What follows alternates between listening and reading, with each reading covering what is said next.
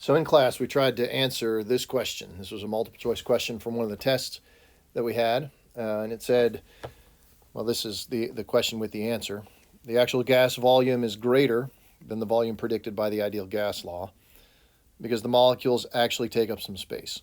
So we need to try to think through this to figure out how that makes sense in the grand scheme of things. So let's set up a scenario here.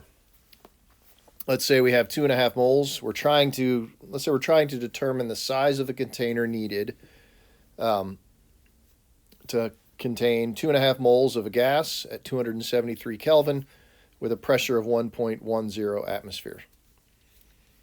And so if we calculate that out, this is the predicted volume.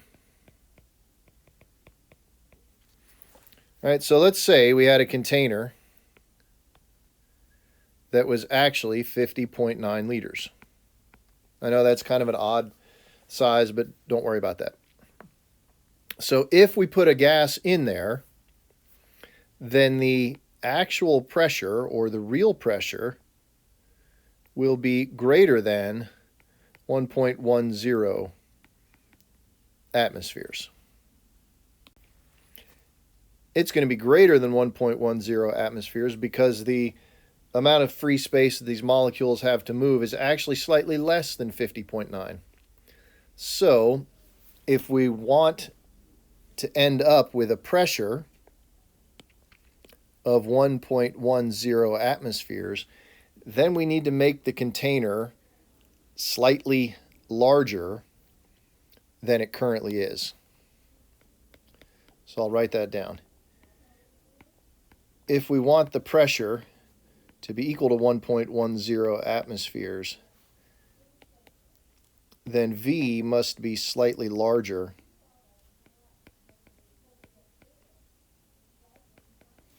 than 50.9.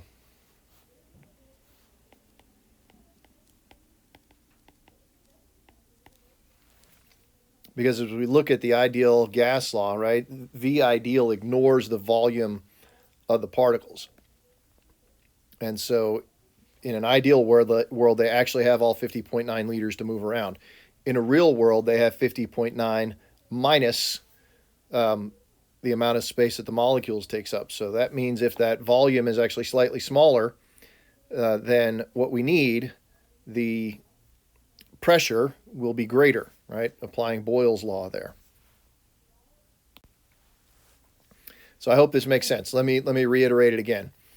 Right? If we want to have a pressure of 1.10 atmospheres, right? Or if we need, sorry, let me back up. If we predict a volume of 50.9 liters and we actually put 2.5 moles of gas into this container, then the real or the measured pressure will be greater than predicted.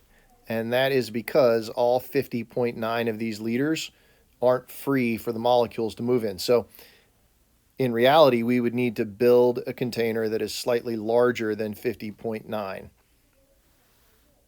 liters, right? Because as we look at the van der Waals equation and just look at the volume portion, we know that V ideal is equal to V real minus Y. So then therefore V real is equal to V ideal plus Y. And so the real gas volume will be slightly larger than what we predict by the ideal gas law equation.